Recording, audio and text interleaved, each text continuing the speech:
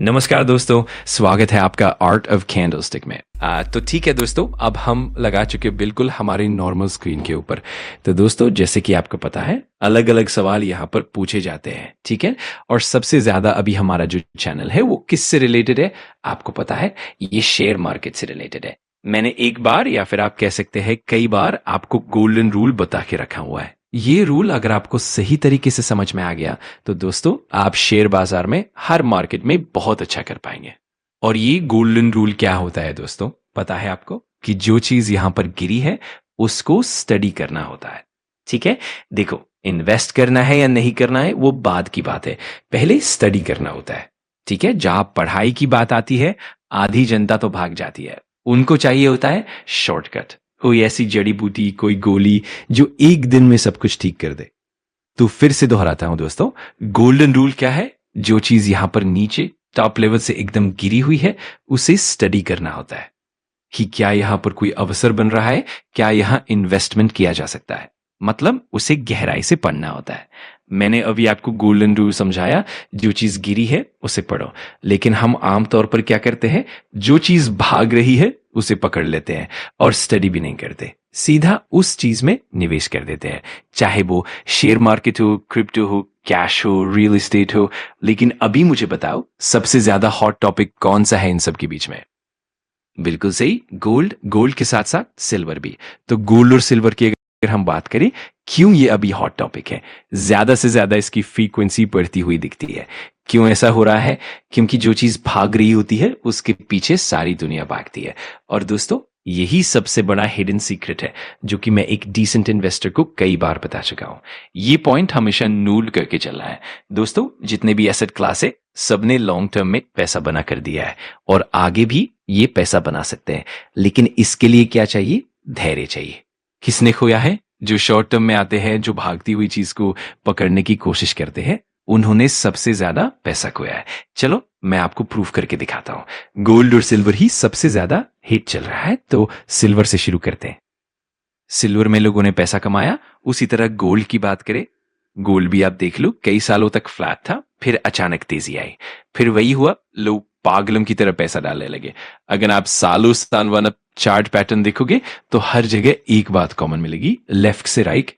तो हर जगह हम देख सकते हैं कि चीजें लेफ्ट से राइट की ओर ऊपर जाती हुई दिखाई देती है। कोई भी वॉलेटिलिटी हो, लेकिन लंबी अवधि में ट्रेंड हमेशा ऊपर की ओर ही रहता है। चलो क्रिप्टो की भी बात कर लेते हैं। क्रिप्टो में मैं उतना ज्यादा फोकस नहीं रखता, क्योंकि ऐसा लगता है कि बड़े बड़े रिच लोग इसे अपने फायदे के लिए कंट्रोल करते हैं।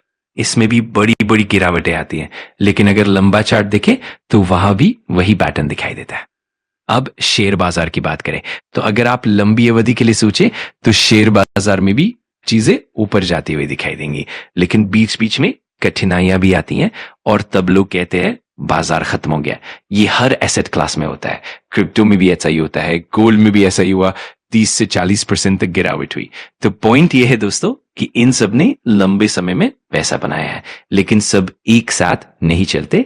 हर एसेट का अच्छा और बुरा फेज आता है, और यही मैं आपको समझाने की कोशिश कर रहा हूं। जो चीज चमक नहीं रही, जो बोरिंग है, वही पर ध्यान देना चाहिए। जब ये बात आपको समझ में आ जाएगी तो आप हर जगह से अच्छा पैसा कमा सकते हैं। अब बताओ सबसे ज्यादा अनअट्रैक्टिव चीज कौन सी है? कुछ लोग कहेंगे सिल्वर गिरा है, लेकिन सिल्वर अभी भी चर्चे में है क्योंकि बहुत लोगों ने उसमें पैसा लगाया है। लेकिन अगर हम सबसे ज्यादा अनअट्रैक्टिव की बात करें तो शेयर बाजार। शेयर बाजार से जुड़ी नकारात्मक खबरें सबसे ज्यादा मिलेंगी, बाजार खत्म, दुनिया खत्म, ऐसी बातें सुनने को मिलेंगी। एक समय था जब लोग मिड कैप स्मॉल कैप के पीछे जान देते थे, अब वही नीचे आ रहे हैं, तो लोग कहते हैं स्कैम है। भाई स्कैम कुछ नहीं है। गोल्ड में भी लोग स्कैम बोलते थे, क्रिप्टो में भी बोलते हैं, हर जगह ऐसा ही होता है। लेकिन असली स्टडी कब करनी होती है?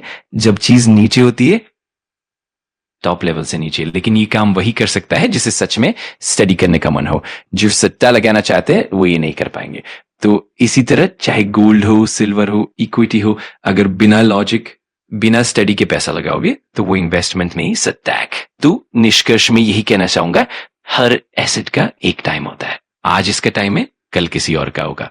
मिड कैप स्मॉल कैप भागे, लोग वहां गए, फिर वो रुके, पैसा गोल्ड में चला गया, फिर गोल्ड रुकेगा, पैसा क्रिप्टो में जाएगा, फिर बॉन्ड्स, फिर रियल एस्टेट। हर चीज का एक चक्र होता है। तो जाते जाते बस यही कहूंगा, सबसे बड़ा ओपन चांस कब मिलता है?